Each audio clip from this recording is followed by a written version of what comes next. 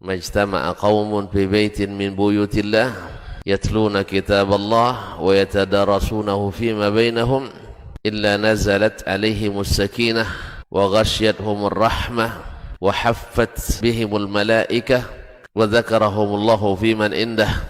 Tidaklah suatu kaum duduk di salah satu rumah Allah membaca ayat-ayat Allah dan sama-sama mempelajarinya kecuali turun kepada mereka as-sakinah, ketentraman dan kenyamanan. Wa ghasyiyatuhumur rahmah, dan mereka diliputi pula oleh rahmat, kasih sayang dari Allah Subhanahu wa taala. Wa haffat bihimul malaikah, dan mereka pun dikelilingi oleh para malaikat, karena malaikat suka majlis-majlis zikir dan ilmu.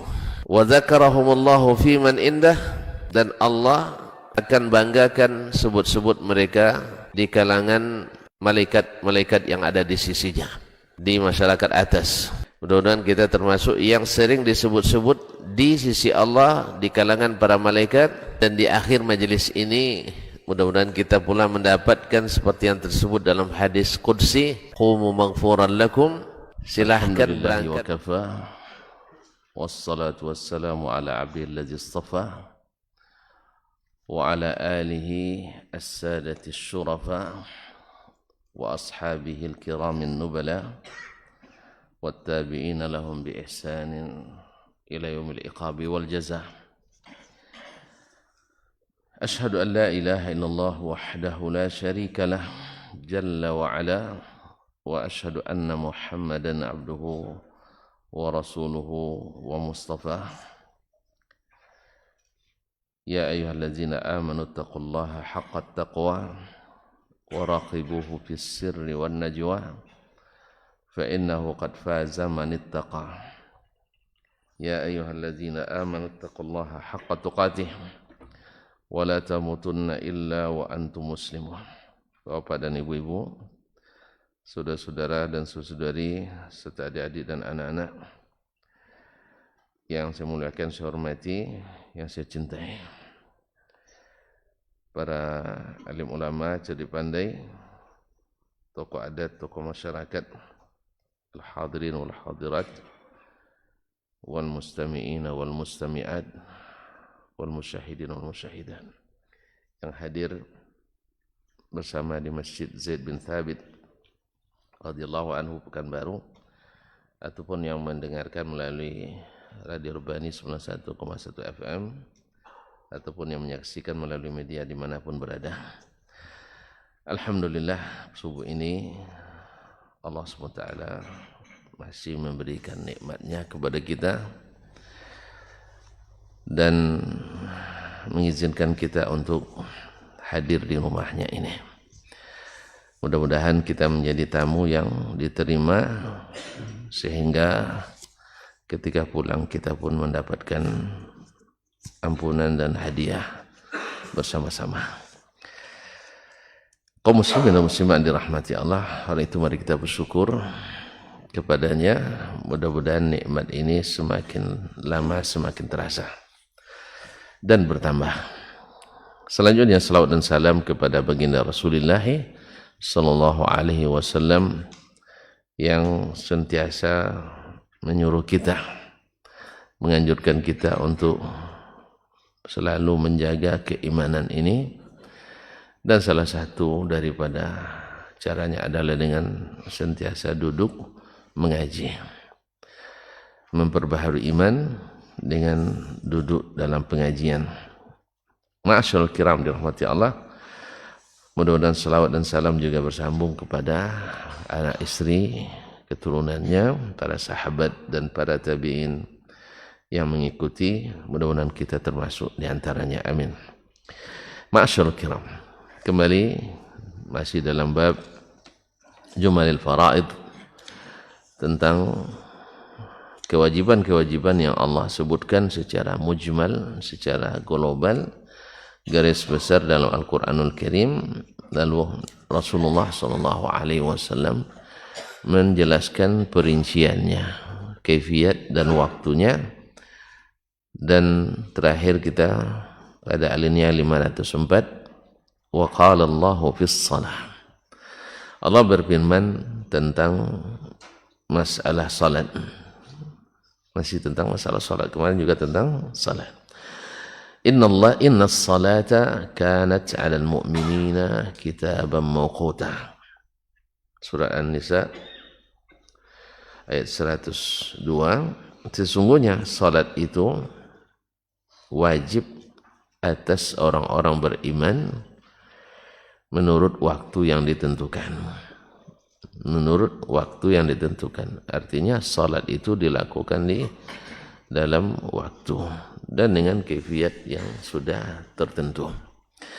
Bil munasabah, mungkin wallahu alam tadi di rakaat pertama imam ruku di ayat sajdah, kharru sujadan wa bukiya. Sebagian mungkin ragu apakah sujud atau tidak, termasuk saya yang sujud tadi. Tapi ternyata sami Allahu liman hamidah.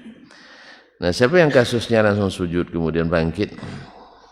Nah, apakah dia mengulang salatnya atau membatalkan salatnya atau tidak? Ini masuk dalam pembahasan tadarukul arkan.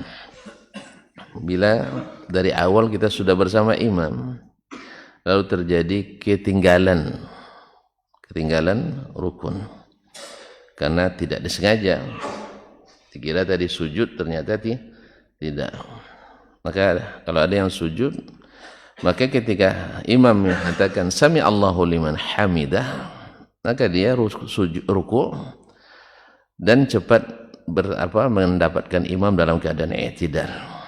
Karena tadaruk rukunun wahid, satu rukun masih ditolerir, seperti dalam pembahasan dalam fikih Asy-Syafi'iyah seperti disebut kalau Ibnu Rif'ah dalam Al-Matlab Al-'Ali. Tapi kalau sudah dua rukun ketinggalan, kita terpaksa mengulang salat. Nah, kalau ada tadi sujud saja tidak ikut ruku, berarti salatnya harus diulang. Harus diulang sekarang. Tapi kalau tidak, alhamdulillah. Allahumma musta'an. Baik, kaum muslimin dan muslimat dirahmati Allah.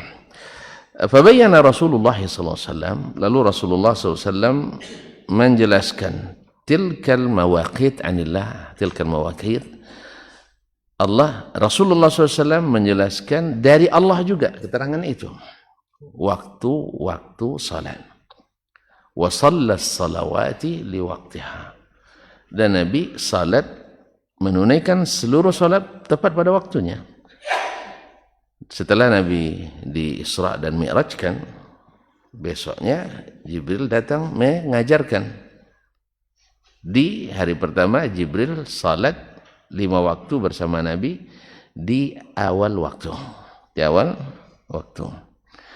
Kemudian hari kedua beliau Jibril didatangi Jibril lagi di salat di akhir waktu. Lalu Jibril mengatakan baina hadaini as-salah, atau waktu as-salah. Waktu salat itu antara dua waktu ini. Jadi awal dan akhir. Ma'asyiral kiram li rahmati Allah Subhanahu wa taala. Fabayyana Rasulullah SAW anillahi tilkal mawqit wa shalla salawatil waqtiha. Nabi salat 5 waktu pada waktu-waktu yang telah ditentukan. Dan pada umumnya salat di awal waktu diutamakan. Tapi boleh dilakukan dalam kondisi tertentu di akhir waktu. Ulama membagi waktu menjadi 3. Waktu al-mukhayyar, yaitu waktu yang boleh kita memilih. Waktu muwassa, waktu yang masih lapang.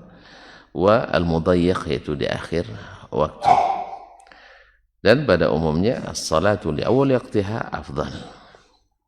Kecuali Imam Abu Hanifah rahimahullah, salat asar bagi beliau disunnahkan atau dianjurkan di akhir waktu lebih afdal. Alasannya adalah sebab ketika dilambatkan salat itu, maka pikirannya selalu mengingat apa? Ingat salat. Jadi karena mengingat salat itu, maka dia ingin dilambatkan.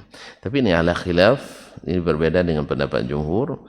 Kemudian konteksnya, ini sebagian kadang memanfaatkan pendapat Abu Hanifah untuk melambatkan salat, khususnya asar. Dilambatkan sholat karena Abu Hanifah katanya lambat sholatnya katanya. Dia lupa bahwa maksud Imam Abu Hanifah bersama imam. Pahamnya tak? Misalnya di Masjid Zaid bin Thabit ini imamnya mazhabnya Hanafi. Lalu sholat asarnya di waktu yang ketiga. Di waktu yang ketiga. Waktu yang akhir waktu. Lalu kita ikut imam. Karena dia mazhabnya Hanafi. Tapi di sini apa mazhabnya? Tidak jelas. Rupanya tidak bermazhab di sini kaum muslimin. Baik, di awal waktu atau di akhir waktu. Nah, maksud daripada Imam Abu Hanifah itu adalah imam melambatkan salat asar itu di akhir waktu untuk dan berjamaah. Tapi kalau seandainya karena melambatkan salat itu hilang jemaah, maka tidak ada. Imam Abu Hanifah tidak mengatakan itu. Jelas ya? Imam Abu Hanifah tidak mengatakan itu lebih afdal. Tetap berjamaah lebih afdal. Tapi bila imam melambatkan baru enggak, bila imam melambatkan baru dibilangnya afdal tadi. Jelas? Jadi salatnya konteksnya salat berjamaah, bukan sendiri. Nah, ini kadang tidak diambil secara penuh dari pendapat Imam Abu Hanifah rahimahullah. Sama dengan ketika bayar zakat fitrah dengan uang. Imam Abu Hanifah bukan menjadikan itu dasar utama, tapi seolah-olah itu dasar utama, sehingga terjadi pula semacam perang dingin antara para ustaz. Itu jangan dipaksa-paksakan itu pendapat ini. Bukan, Imam Abu Hanifah pada asasnya pendapatnya sama dengan jumhur, yaitu dibayar dengan uang, dibayar dengan bahan makanan. Tetapi bila dibutuhkan betul oleh penerima dalam bentuk uang, boleh, kata Imam Abu Hanifah, bukan dianjurkan. Ini sekarang sebaliknya seolah-olah dianjurkan. Akhirnya fikih itu tidak pakai fikih lagi, tapi adalah menurut keinginan. Allah musta'an. Abu Hanifah sepakat awalnya dengan jumhur Ahmad, Syafi'i, Malik, bahwasanya hukum asalnya zakat fitrah itu dibayar dengan bukan beras, dengan bahan makanan. Kan waktu itu mereka tidak makan beras, dengan bahan makanan pokok. Tetapi bila dalam kondisi dibutuhkan dalam bentuk uang, Imam Abu Hanifah mengatakan boleh dibayar dengan uang. Yang lain tetap mengatakan tidak. Wallahu a'lam. Bukan dianjurkan dari uang dari awal, tidak. Iya, bukan dianjurkan dari awal, tidak, tapi di saat dibutuhkan. Idza ihtaja an-nas ila al-qimah. Tapi sekarang seolah-olah digambarkan bahwa pokoknya dari awal bebas bayar dengan harganya. Wallahu musta'an. Baik, kaum muslimin, fa husira yaum al-ahzab. Nabi pada umumnya salat pada waktunya, tapi pada perang Ahzab kemarin kan sampai di sini nih, perang Ahzab yaitu perang Khandaq, di mana disebut dengan Ahzab. Ahzab itu jamak hizb. Hizb itu adalah kalau sekarang maknanya partai, kalau dulu makna aslinya golongan. Kenapa dengan Ahzab? Karena seluruh kabilah Arab kecuali kabilah Arab ikut mengambil peran. Jadi bukan multinasional, multi kabilah Arab. Ya, sepakat memerangi Rasulullah sallallahu alaihi wasallam dan kaum muslimin di Madinah. Maka disebutlah Al-Ahzab. Kalau lebih tepatnya pasukan sekutu. Sekutu. Tapi sekutunya bukan Amerika, Inggris dan Prancis, tidak. Sekutunya di sini adalah kabilah Arab waktu itu. Sampai mereka menghimpun kekuatan 10.000 orang. 10.000 orang. Lengkap dengan logistik yang lebih dari cukup, dan juga sampai juga membawa grup drum bandnya, grup penghiburnya, yaitu para hamba-hamba sahaya yang ditugaskan untuk menyemangati para pasukan.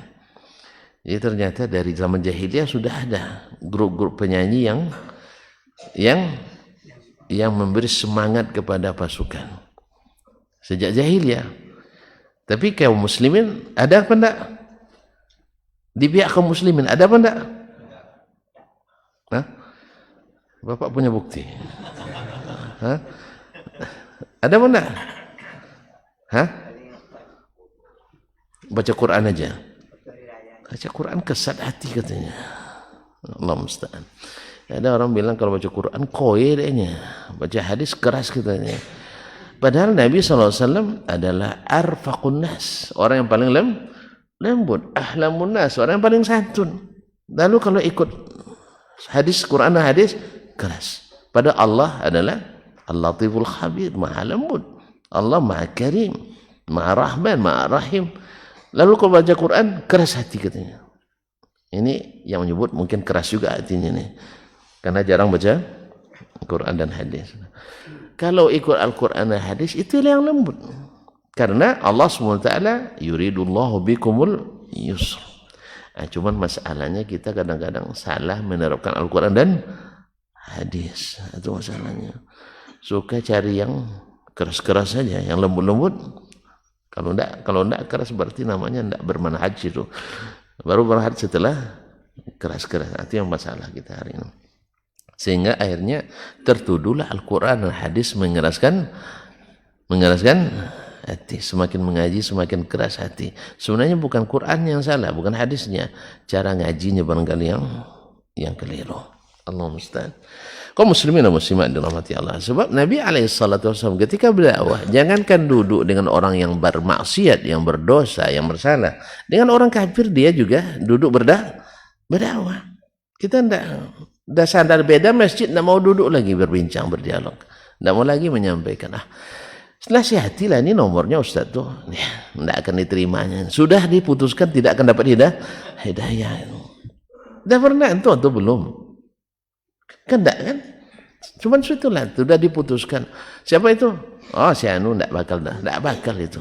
Itu sudah ahli neraka. Nanti yang payahnya kita. Nah, jadi kaum muslimin dan muslimat dirahmati Allah SWT, akhirnya gara-gara itu orang menuduh kalau baca sunnah, baca hadis, baca athar pasti jadi orang keras dan kasar. Ini masalah kita. Ma'asyiral kiram. Jadi mereka berkumpul untuk menghabisi Nabi SAW. Targetnya memang Madinah. Targetnya Madinah. Kalau Madinah sudah hancur, dia habis. Habis karena itu pusat pemerintahan daulah Islamiyah. Ia juga belum, menurut mereka masih sangat muda. Kan baru umurnya 6 tahun. Perang Ahzab itu tahun ke-6 Hijriyah. Baru 6 tahun. Kan masih muda sekali. Negara baru berdiri 6 tahun. Kan masih muda sekali Ustaz. Awak aja yang sudah 76 tahun masih terasa masih muda juga. Masih diombang-ambingkan orang juga kita sekarang. Iya kan? Iya. Iya masih. Kita sama kita aja sudah saling mudah diadu semuanya. Sampai hari ini kita mudah diadu domba oleh orang luar. Awak sendiri diadu domba orang. Ya, karena memang umat Islam juga suka diadu domba. Sikit aja disulut terjadi permusuhan. Akibat apa? Karena kita masih merasa berdarah, masih darah muda. Ma'asyiral kiram. Jadi ini mereka berkumpul untuk ini. Tapi alhamdulillah walakinnallah sallam, Allah yang menyelamatkan. Ada ide bagus dari Salman Al-Farisi radhiyallahu anhu, karena beliau dulu dari Persia dan dia sudah mengetahui seluk-beluk cara berperangnya orang Persia dulu. Dan orang Arab dulu tidak ada tahu istilah perang gerilya, nggak ada. Mereka perangnya perang berhadapan head to head. Tapi kalau orang-orang Persia, Romawi udah biasa perang gerilya, tembak sembunyi. Tembak, kalau mereka enggak. Kalau nembak itu memang harus maju ke depan. Tidak ada istilah sembunyi. Kalau kita lempar batu sembunyi. Nah, kalau mereka Arab enggak. Bahkan sebelum perang ada perang tandingnya. Jadi memang betul-betul perangnya betul-betul terbuka. Nah, ketika Salman mengusulkan, karena kekuatan sangat-sangat tidak berimbang, 10.000 dengan perlengkapan penuh, tadi saya katakan, sampai grup drum bandnya pun lengkap. Grup pemusiknya, grup penyanyinya, biduanita, dan biduanita masa itu, dari masa jahiliyah lagi, yang menjadi biduanita itu tidak boleh orang merdeka, selalu hamba sahaya. Jadi dulu profesi itu bukan profesi orang merdeka. Dulu, sekarang saya tidak tahu. Ya, kalau dulu itu profesi orang-orang hamba sahaya. Bahkan dalam masalah pembahasan fikih, bila seorang hamba sahaya yang sudah dibeli ternyata ahli menyanyi, boleh dikembalikan karena ini dianggap aib. Dianggap aib di kalangan kaum muslimin tentunya. Di kalangan kaum muslimin. Bila Pak Edi misalnya beli seorang budak perempuan, ya, dan masya Allah cantik pula, nah, dan pokoknya rajin, cuma ternyata sambil masak dia menyanyi, nyanyi lagu cinta pula, lagu cinta. Akhirnya terasa mudah lagi hati kita buatnya kan. Akhirnya Pak Edi tidak tahan, akhirnya panggil atau telepon si penjual, mohon maaf Pak, saya tidak jadi mau beli ini. Kenapa? Ternyata pandai menyanyi, bikin saya seolah-olah umur 18 tahun lagi katanya. Akhirnya dikembalikan. Secara fikih ini masuk aib yang membolehkan seorang mengembalikan membatalkan jual beli tadi. Ma'asyiral kiram, mereka dengan perlengkapan logistik, makanan, persenjataan yang super lengkap pada masa itu.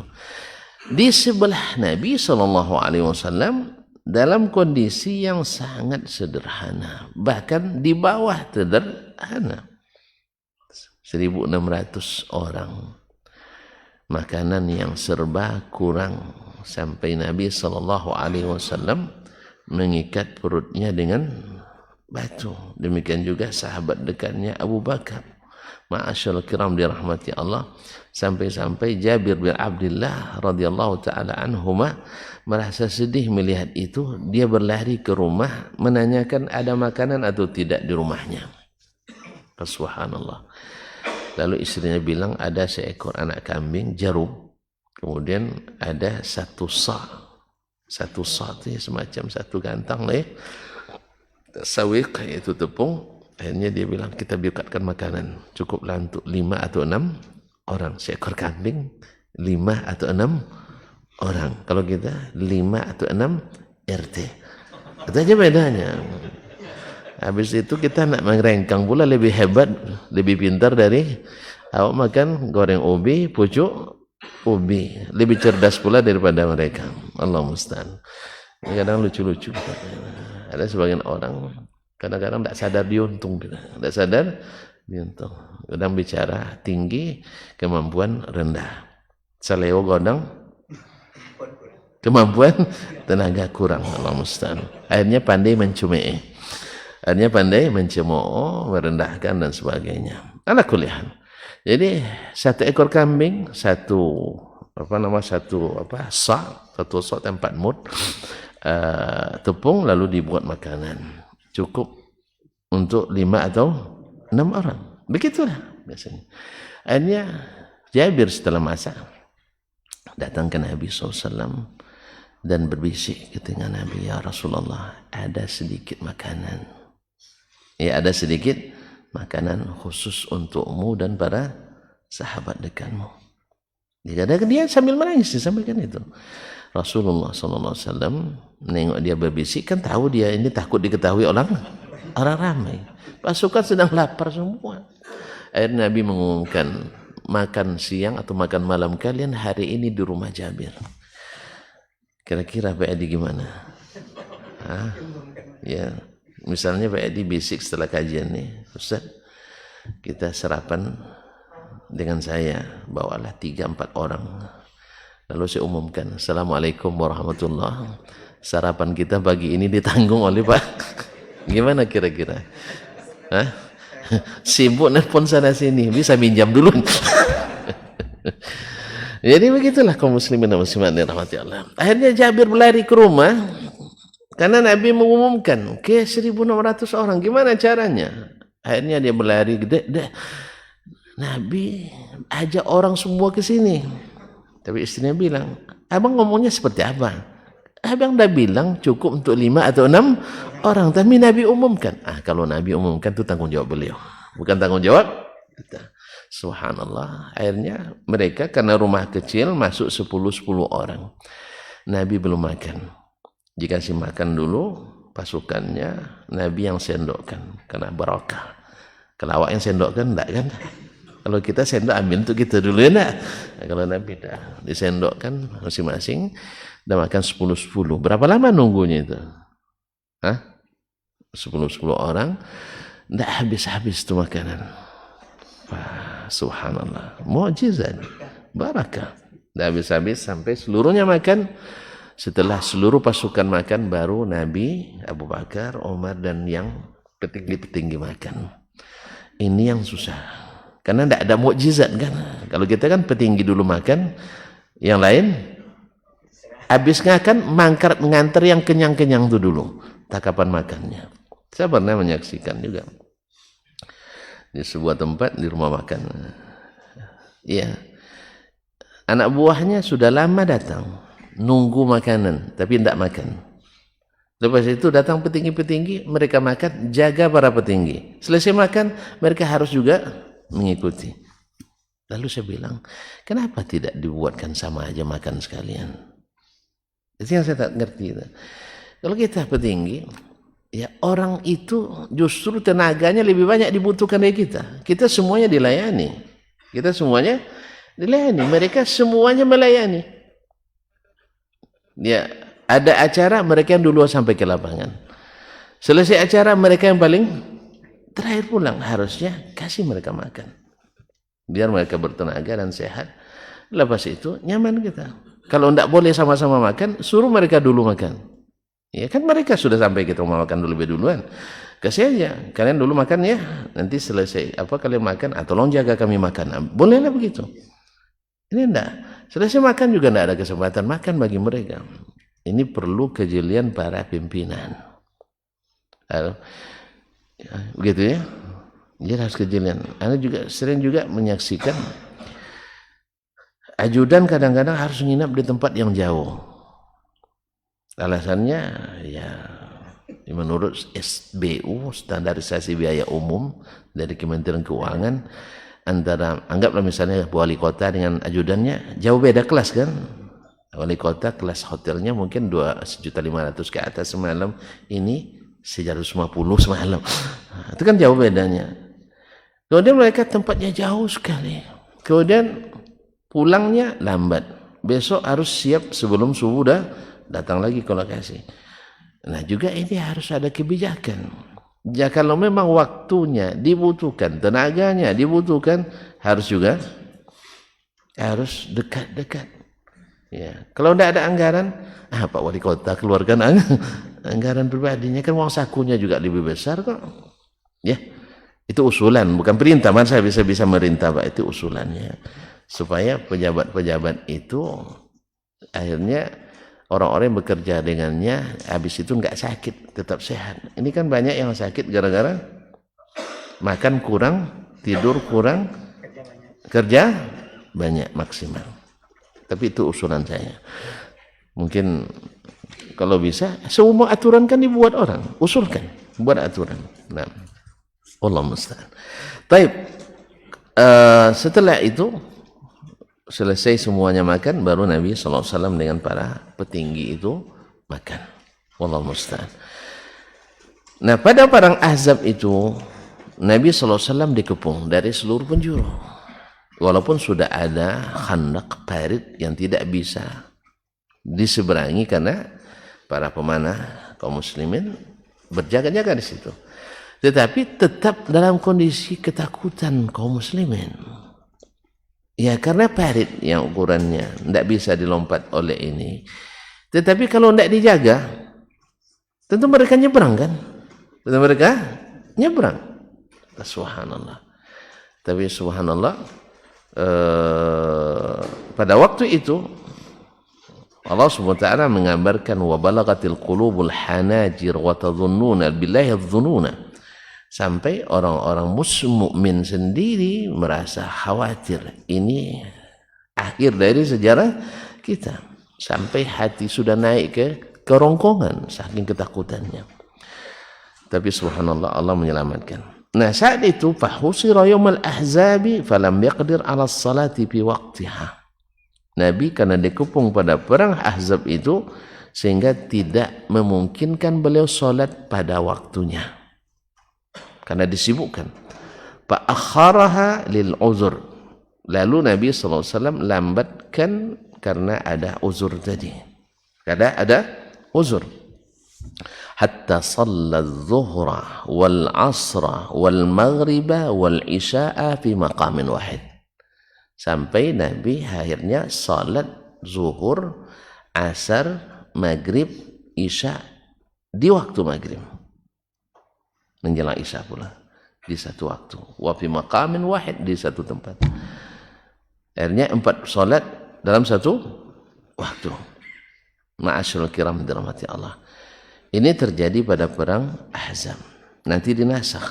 Tapi ada sebagian mungkin baca kejadian ini, Nabi menjamak salat 4 waktu ketika dia musafir ke suatu tugas misalnya luar negara atau luar daerah, dijamaknya pula 4 kali salat. Kadang-kadang itulah kaum muslimin dan muslimat, macam-macam orang nih, kadang kalau sudah tinggi gelarnya tidak mau lagi belajar, tinggal titelnya, kadang-kadang tidak mau belajar. Ada di antara orang-orang yang dianggap berilmu juga tidak pernah menjamak qasar salat dalam musafir. Kalau ada teman-temannya menjamak dan qasar, dia salat sendiri aja, tetap tidak dijamak dan juga tidak di qasar. Alasannya apa? Susah pasang niatnya. Ini yang aneh juga alasannya. Memasang niat itu payah. Rupanya ada syarat-syarat, ya, karena kan orang bikin syarat-syarat sendiri kadang. Padahal niat itu cukup dalam hati. Tidak ada aturannya mesti antara al dengan bar misalnya. Yang penting ketika antum melaksanakan terniat. Macam salat subuh tadi, niatnya apa? Salat subuh dan lillahi ta'ala, mengikut imam. Artinya antum bapak duduk atau empon berdiri di belakang, tentu maknanya karena bapak siap jadi imam, makmum. Nah, ketika kita imam tadi maju ke depan sendiri, dia siap jadi imam, sudah niat itu, sudah niat. Datang ke rumah Allah ini untuk salat, pasti di rumah saja lillah, apalagi ke masjid. Jadi jangan dipersulit. Tapi karena katanya sulit memasang niat, akhirnya tak pernah jamak dan qasar. Dan susah pula berjamaah. Karena berjamaah tambah pula lagi katanya. Ya kalau sendiri kan tinggal adaan lillahi ta'ala. Tapi kalau berjamaah, makmuman, tambah satu kata lagi. Ini tambah sulit lagi.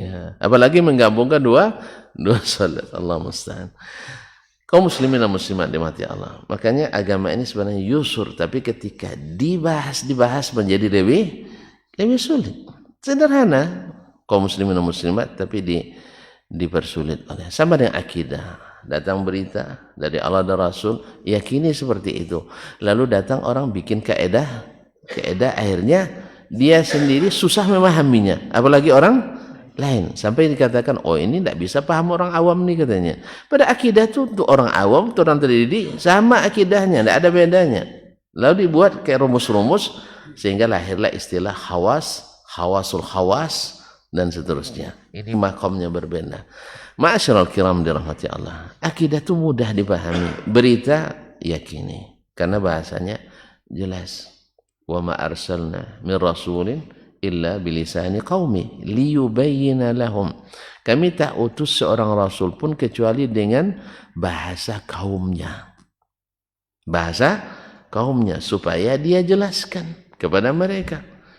Berarti keterangan Nabi itu mestilah jelas. Kalau tidak jelas berarti tidak selesai tugas. Kalau tidak jelas berarti tidak selesai tugas. Nah, tiba-tiba kita katakan tidak, di zaman Nabi belum jelas. Sahabat itu tidak paham maknanya. Yang paham adalah kita. Nasallallahu salamatul afiyah.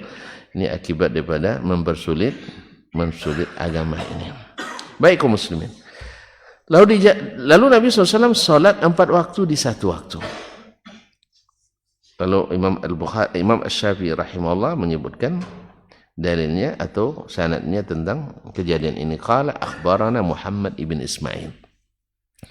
Telah menceritakan kepada kami Muhammad ibn Ismail ibn Abi Fudaik an ibni Abi Zi'bin, dari ibnu Abi Zi'bin Muhammad bin Abdurrahman ibn Abi Zi'bin al-Madani sahibul Muwatta.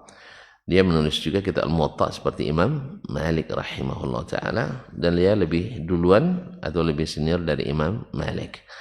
Anil Maqburi, dari Maqburi yaitu Sa'id ibn Abi Sa'id Kaisan al-Maqburi al-Madani thiqatun, an Abdurrahman ibn Abi Sa'id, dari Abdurrahman ibn Abi Sa'id al-Khudri, Sa'ad ibn Malik ibn Sinan, an Abi, dari bapaknya Sa'ad ibn Malik ibn Sinan, salah satu perawi hadis terbanyak yang paling banyak dari Nabi SAW. Qala, dia berkata, hubisna yaumal khandaq ya anis salah, pada perang Khandaq kami tertahan tidak bisa melaksanakan salat.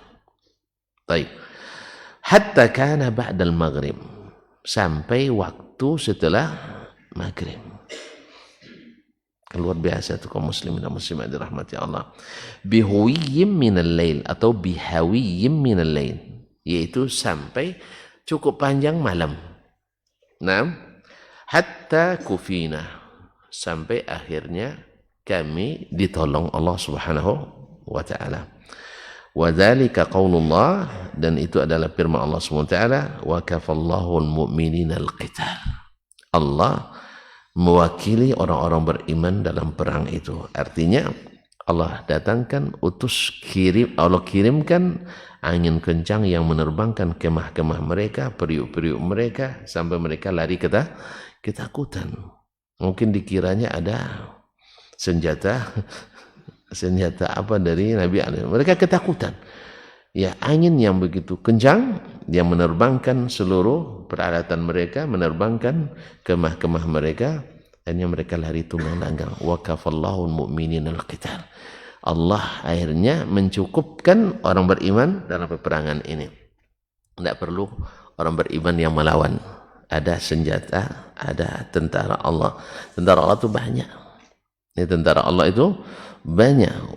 Nah, tidak ada yang mengetahui wala ya'lam junuda rabbika illahu, tidak ada yang mengetahui tentara-tentara Allah itu kecuali Allah sendiri. Karena dia utus malaikat, karena dia utus angin, dia utus air, dia utus macam-macam makhluknya sebagai tentara yang akan mengalahkan, sehingga mereka kaum kafirin lari tunggang langgang. Wa kana Allahu qawiyyan aziza, Allah itu maha kuat dan maha perkasa. Fada'a Rasulullah sallallahu alaihi wasallam. Lalu Rasulullah sallallahu alaihi wasallam memanggil Bilalan.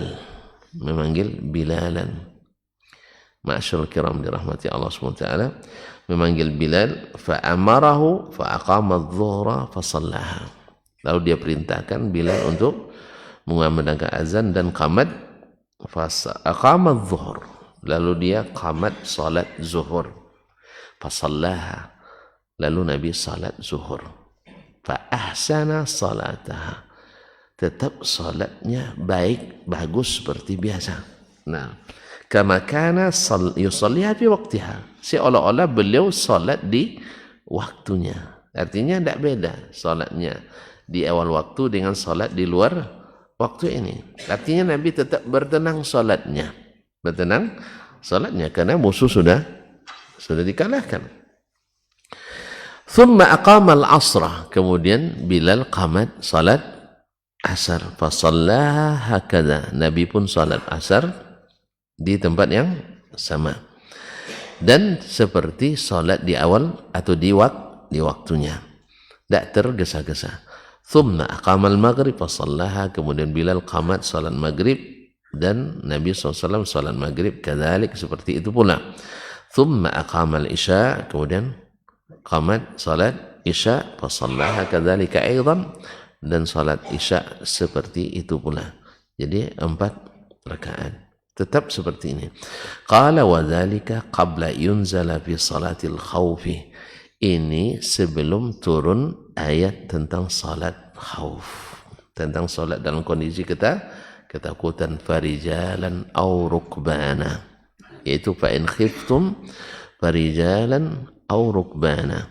Kalau kalian dalam keadaan takut, fasallu rijalan. Salatlah dalam keadaan berjalan, au rukbana, atau dalam keadaan berkendaraan. Ini dalam kondisi takut yang bersangatan, mereka tidak bisa berdiri, maka mereka boleh sholat dalam keadaan seperti apa mereka bisa, sambil berlari, sambil berperang, sambil menyerang, sambil lari dan sebagainya. Mereka boleh sholat dalam kondisi itu. Dan sebelumnya kan tidak ada.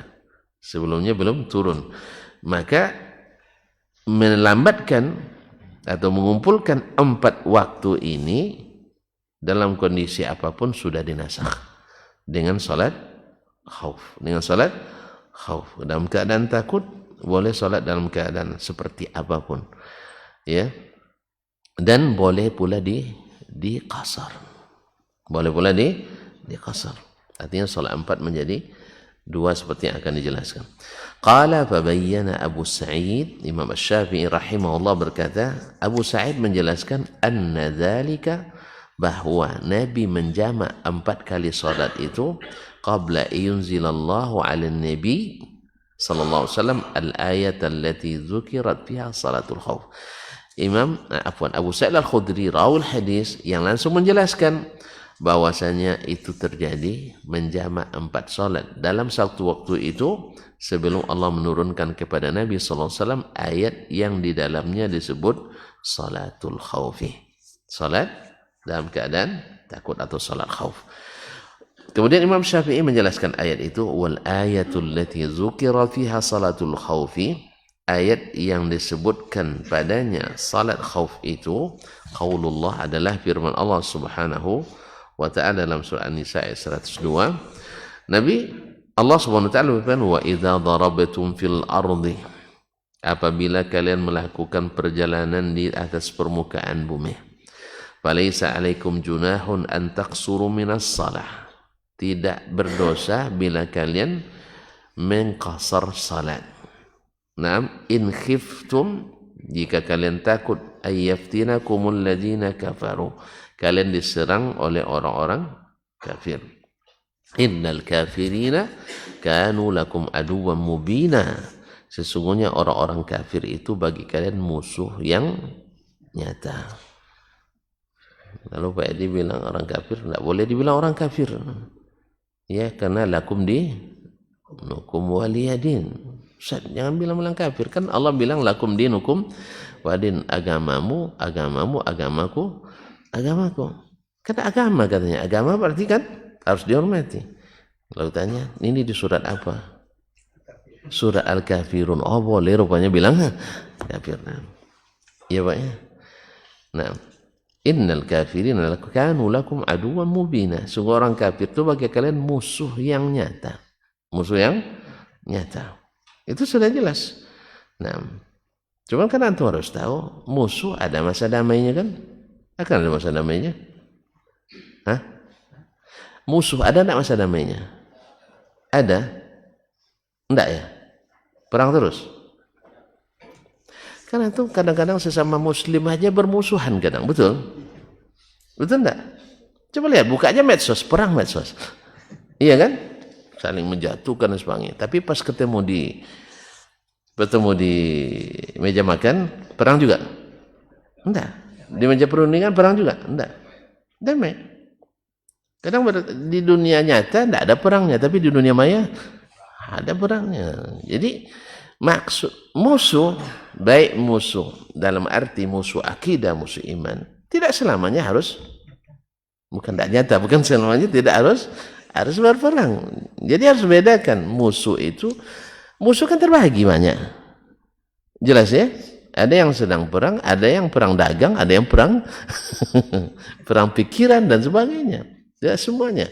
Tapi yang jelas bahwa orang kafir harus diketahui musuh orang beriman. Orang beriman musuh orang kafir. Mana mungkin disatukan antara iman dan tidak mungkin. Karena itu minyak dengan air, tidak mungkin disatukan. Ya, oleh sebab itu, maka Allah ingin jelaskan pada kita, kafir itu musuh kalian yang nyata. Tapi apakah musuh boleh langsung diserang? Ya tidak. Kita ada aturan, bukan main-main. Ya, dalam Islam itu aturannya lebih ketat dari manapun. Ya, dari manapun. Dalam Islam orang kafir dibagi. Dalam Islam orang kafir dibagi 4. Pertama, ini udah lupa lagi kaji, harus diulang lagi nampaknya. Pertama, kafirun zimmi, yaitu orang kafir yang hidup di negeri Islam. Disebut ahlul zimmah, orang yang mendapatkan jaminan. Makanya dalam Islam menyerang orang kafir zimmi tidak masuk surga, masuk neraka tantangannya. Jelas, bahkan tidak mencium bau surga. Berarti Islam membolehkan kita menyerang orang yang hidup di negeri Islam? Hah? Ya enggak. Sekalipun orang kafir di negeri lain memerangi kaum muslimin, tapi yang orang kafir di sini kan tidak ikut dia. Jelas? Nah, kaum muslimin dan muslimat dirahmati Allah. Kemudian yang kedua adalah kafir musta'man, yaitu kafir yang mendapatkan suaka, perlindungan aman di negeri orang Islam. Tidak aman di negerinya, lari ke kaum muslimin. Lari ke negeri kaum muslimin. Lalu dia diberikan perlindungan aman atau suaka namanya.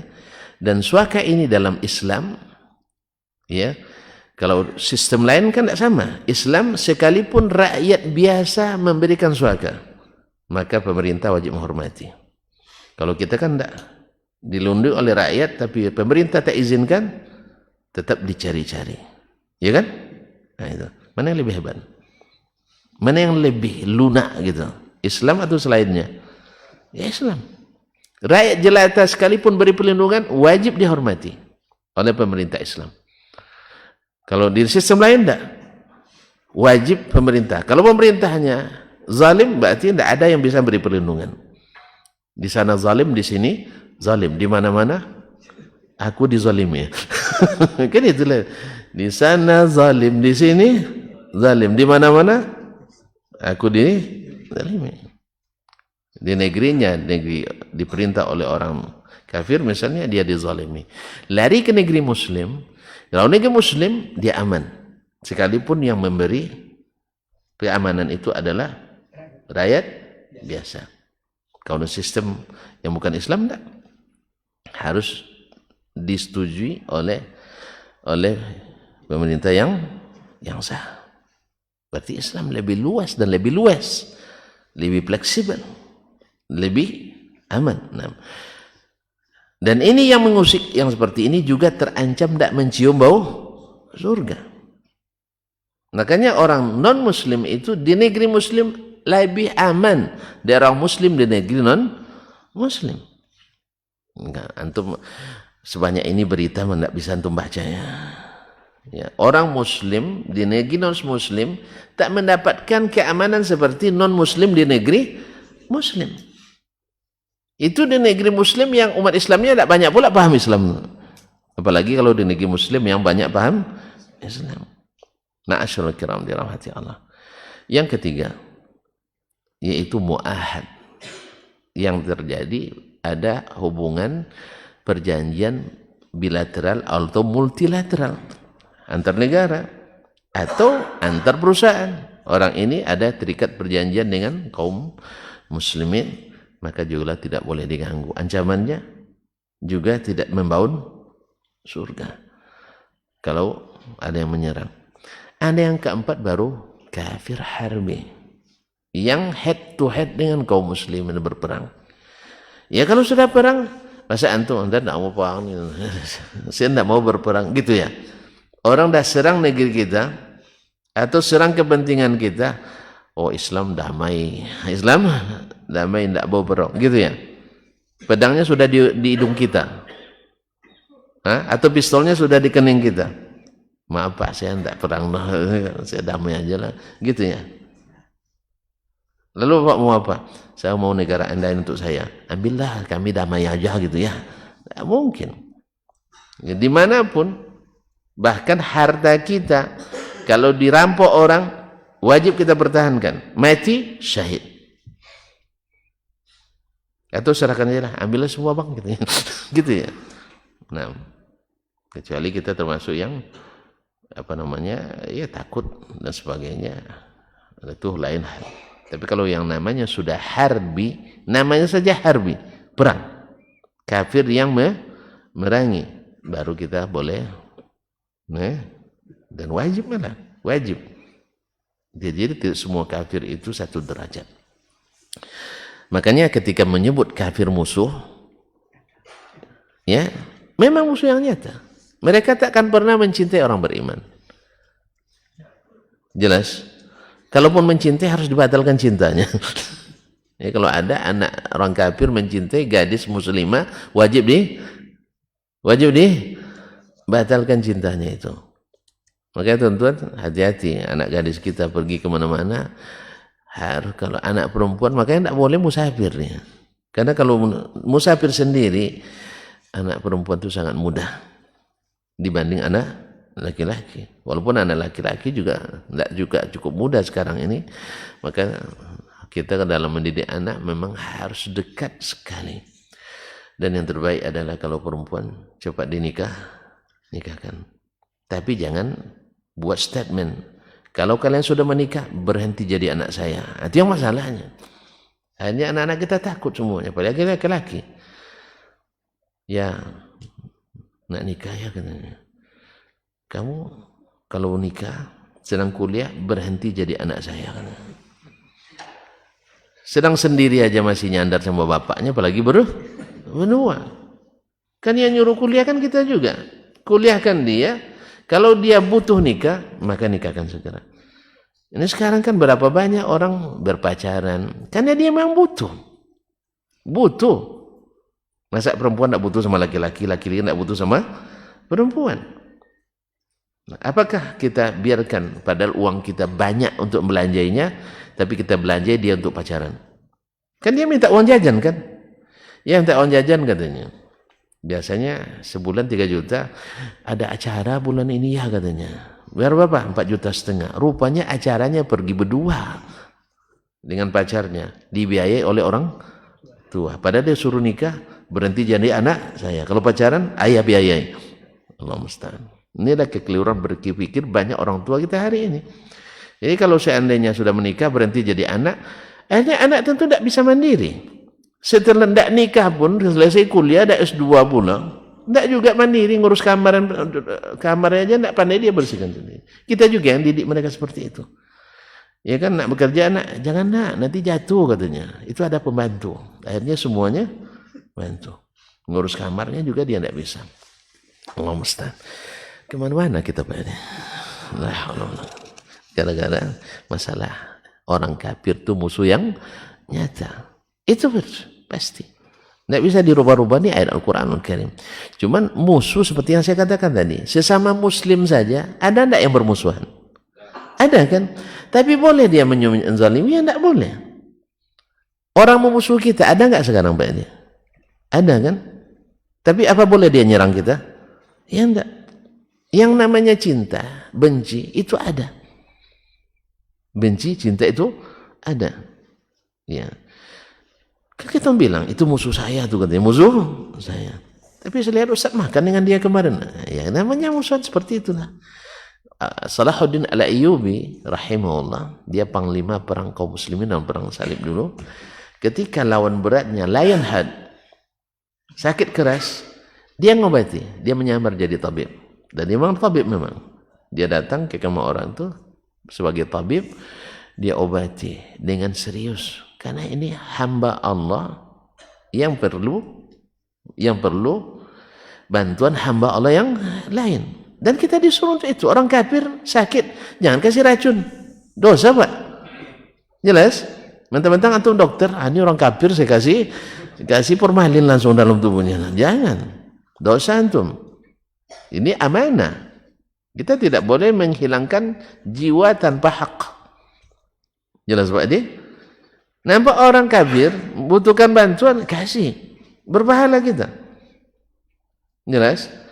Tapi kalau dia minta pistol untuk nembak kita, jangan dikasih. Atau minta tanda tangan untuk membeli negara kita, jangan dikasih. Jelas? Jadi minta tanda tangan bapak supaya negara bapak untuk saya katanya. Dikasih? Jangan dikasih. Tapi kita tidak boleh menzalimi hak mereka. Ini yang harus didudukkan masalahnya. Sebab orang kalau sudah dimusuh mesti angkat senjata terus, gitu ya? Enggak. Nah, saya kira jelas ya. Saya kira sudah jelas ya. Nah, kalau jelas berhenti kita.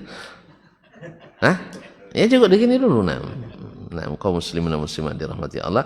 Enggak, kita selesaikan ayat dulu. Wa qala wa idza kunta fihim fa aqamta lahumus shalah. Apabila kamu bersama mereka, hai Muhammad sallallahu alaihi wasallam, lalu kamu dirikan salat bersama mereka, fataqum ta'ifatum minhum ma'aka. Hendaklah sebagian mereka bersamamu. Salat bersama. Trip pertama. Wa li'khudhu aslihatahum, sambil mengangkat senjata mereka. Ini perang tentu bawa senjata. Nah, fa idza sajadu, setelah mereka selesai sujud, falyakunu min waraikum. Mereka mundur ke belakang, wal ta'ti ta'ifatun ukhra, masuk yang lain. Yang tadi belum salat. Thumma lam yusallu, yang belum salat, fal yusallu ma'aka. Mereka salat bersamamu. Perinciannya ada dalam hadis Nabi setelah ini. Akhbarana Malik, telah menceritakan kepada kami Malik itu bin Anas, an Yazid ibn Ruman, dari Yazid ibn Ruman, an Salih ibn Khawwat ibn Zubair, amman shalla ma'a Rasulillah, dari orang yang pernah salat bersama Rasulullah SAW, salat al-khawfi, salat khawf, yawma dhatir riqa, pada perang Zatir Riqa. Zatir Riqa itu adalah tempelan-tempelan. Itu robekan-robekan kain yang dibalutkan. Karena pada waktu itu saking jauh perjalanan, sahabat banyak yang mengelupas kukunya. Sehingga dibalut dengan robekan-robekan kain. Sehingga saking banyaknya yang seperti itu, sehingga disebut dengan Zatir Riqa. Banyak balutan dan tempelan. Anna ta'ifatan saffat, segolongan bersab. Wa ta'ifatun wujahal adu, satu lagi berhadapan dengan musuh. Ini ketika musuh tidak di arah kiblat. Ketika musuh tidak di arah kiblat. Kalau musuh ada kiblat, ada lagi caranya. Fa shalla bil ladzina ma'u rak'ah. Lalu Nabi sallallahu alaihi wasallam salat bersama orang yang golongan rombongan pertama, satu rakaat. Thumma thabata qa'iman. Di rakaat kedua Nabi tetap berdiri.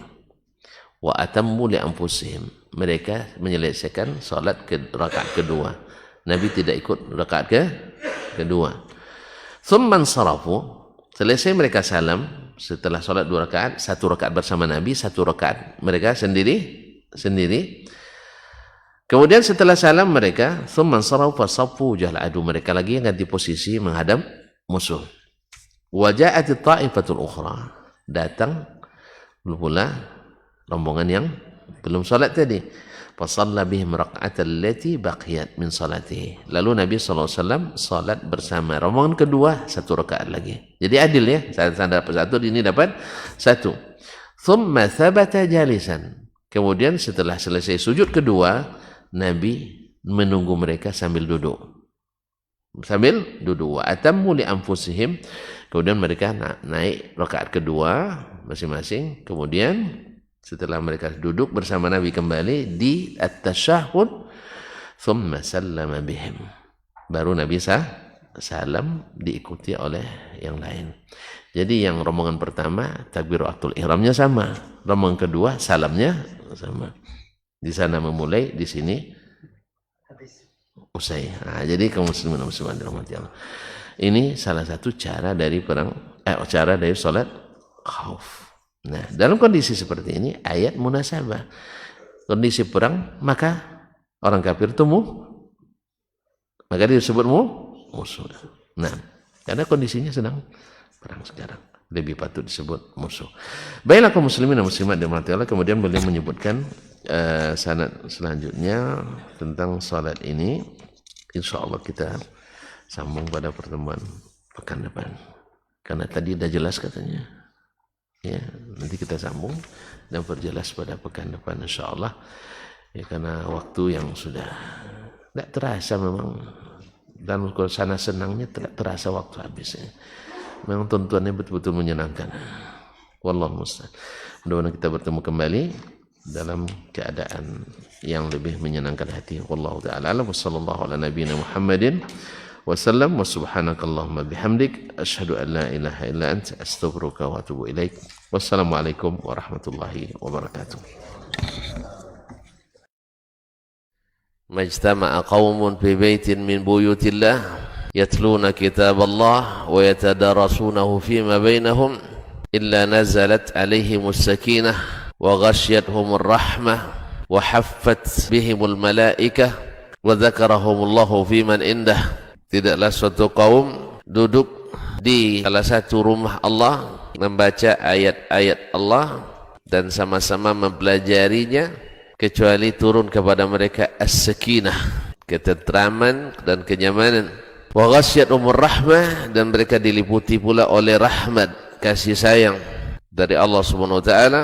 Wa haffat bihimul malaikah, dan mereka pun dikelilingi oleh para malaikat. Karena malaikat suka majlis-majlis zikir dan ilmu. Wa dzakarahumullahu fiman indah, dan Allah akan banggakan sebut-sebut mereka di kalangan malaikat-malaikat yang ada di sisinya, di masyarakat atas. Mudah-mudahan kita termasuk yang sering disebut-sebut di sisi Allah di kalangan para malaikat, dan di akhir majlis ini mudah-mudahan kita pula mendapatkan seperti yang tersebut dalam hadis qudsi, qumu maghfuran lakum, silahkan berangkat meninggalkan majlis ini dalam keadaan diampuni dosa-dosa kalian.